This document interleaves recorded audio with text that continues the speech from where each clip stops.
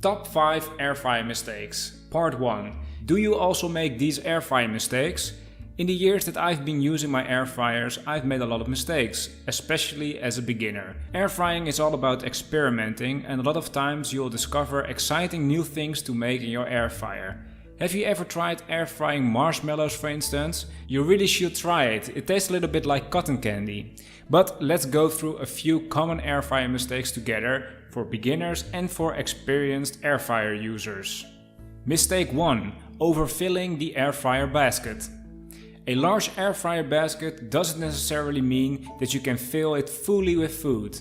Most baskets have a maximum line where you need to stay under. But from my experience, it's best to fill the basket not over 2/3 of its capacity, especially with food that you want to make crispy, such as French fries. But also for chicken, for instance, it is important that your chicken doesn't overlap too much, otherwise the chicken will not cook evenly. I did a test a while ago with a frikandel, and that is a Dutch snack. Maybe you've tried it once. I was wondering if I could air fry 20 of these sausages at the same time, because these 20 sausages weigh 1.2 kilograms, and that is exactly the maximum load capacity of this air fryer. The conclusion was that the air fryer couldn't handle all these 20 sausages. The baking results was not very good. A maximum of 8 was best. So don't overfill your basket too much for best baking results. Mistake number 2. Buying the wrong air fryer. Nowadays there are so many air fryers to choose from, and a lot of people get confused which one to buy, and sometimes they buy the wrong model for them. Many people think that every air fryer can do basically the same and performs the same in terms of baking results. But this isn't really correct. There's a lot of differences between air fryers. So what should you pay attention to? Well, choose an air fryer that is large enough for your household. Personally, I always choose a large XXL air fryer, even if you are only alone or with 2 people at home. Also make sure that the power of the air fryer is not too low. For example, for an XXL air fryer, it must have at least 1700 watts of power. Lastly, check carefully which accessories are available for your air fryer and if there are universal accessories to buy for your air fryer. A lot of people buy an air fryer first and then think, hey, I want to buy an accessory, and then come to the conclusion that none of the accessories fit in their air fryer. So do that beforehand. Mistake number 3. Confusing liters with kilograms.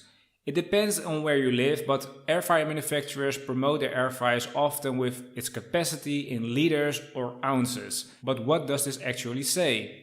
Well, not very much. It only indicates the volume of the frying basket, but it says nothing about the maximum amount of food you can fill the frying basket with, for instance, fries or snacks. And therefore pay attention to the maximum number of grams or pounds that you can prepare in the frying basket. And this is called the loading capacity of the air fryer.